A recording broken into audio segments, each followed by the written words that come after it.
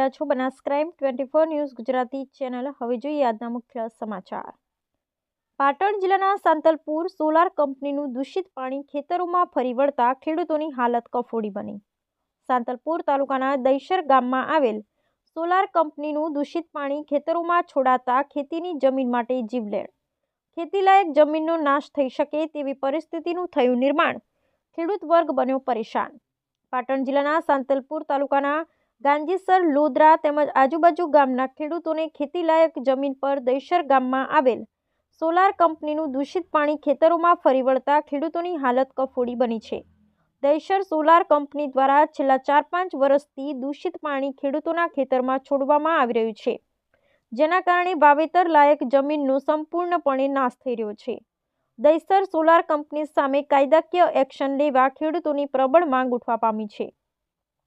ખેડૂતોના જણાવ્યા પ્રમાણે આશરે 250 વીઘા જેટલી જમીનમાં નુકસાની થઈ રહી હોય ખેડૂત વર્ગ ચિંતિત જણાઈ રહ્યો છે। તેમજ આશરે 5 વર્ષથી ખેડૂતો પરેશાની ભોગવતા હોવાની વાત સામે આવી છે। ત્યારે ખેડૂતોની હાલ એક જ માંગ ઉઠવા પામી છે કે દૈસર સોલાર કંપની સામે કાયદાકીય કડક વલણ દર્શાવી અને ખેડૂતોને ન્યાય અપાવે તેવી માંગ ઉઠી છે। Bureau report Anil Ramanuj, Radhanpur, Patan.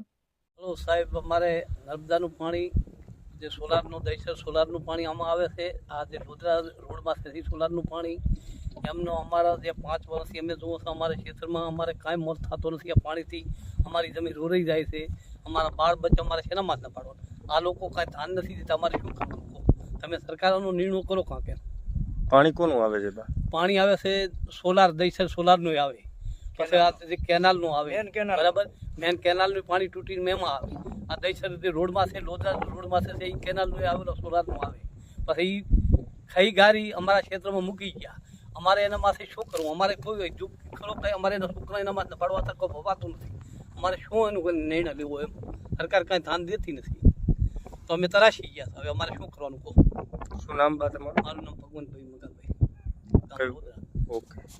સાંતલપુર તાલુકાના લોદરા ગામે લોદરાની જે રાધનપુર સુઈગામ હાઈવે ઉપર દૈસર વચ્ચે લોદરા વચ્ચે જે લોદરાની જે જમીન 200 થી 250 વીઘા જમીન સાંથલી અને લોદરાના ખેડૂતોની એ જમીનની મને લોદરા ગામના ખેડૂતોની રજૂઆત આવી અને મને રજૂઆતને ધ્યાને લેતા મેં આજે રૂબરૂ એ જમીન ઉપર સ્થળ ઉપર જઈ અને જમીન તપાસ કરી અને આ લોકોને લોદરાના અને સાંથલીના ખેડૂતોને શું તકલીફ છે, શું વેદના છે, એ બધું આજે મેં જાતે ખેડૂતો સાથે જઈ અને જાત નિરીક્ષણ કર્યું।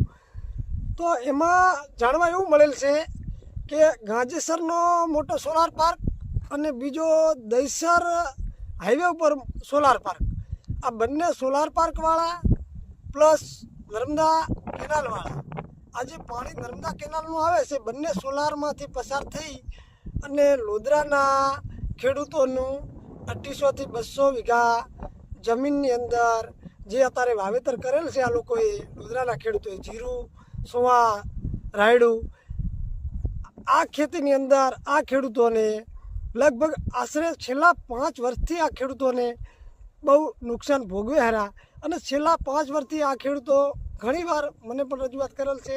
મેં ટેલિફોનિક નર્મદામાં સોલારમાં ટેલિફોનિક વાત કરેલી છે, પણ હજુ સુધી આ લોકો કોઈ ધ્યાન દોરતા નથી અને આ ખેડૂતોને આટલું મોટું નુકસાન છતાં કોઈ ધ્યાન દોરે નહીં। તો આ લોદરા અને સાંથલીના ખેડૂતોને હાલમાં કફોડી હાલત છે, તો આની અંદર થોડું તંત્ર ધ્યાન દોરે અને તાત્કાલિક આનું સોલ્યુશન લાવે। શું નામ સાહેબ આપનું? મારું નામ ઠાકોર પ્રદીપ કુમાર, લોદરા સરપંચ। ઓકે।